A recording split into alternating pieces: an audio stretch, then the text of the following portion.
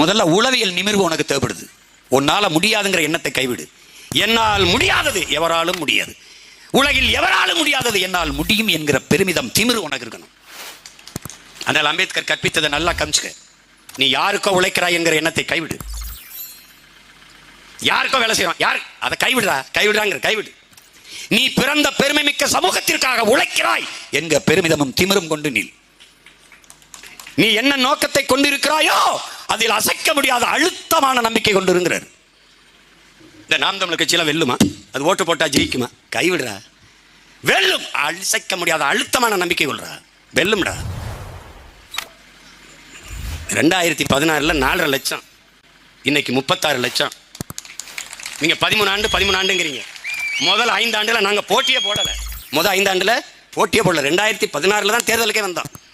16 இருந்து 24 இவ்வளவுதான் நம்ம கணக்கு.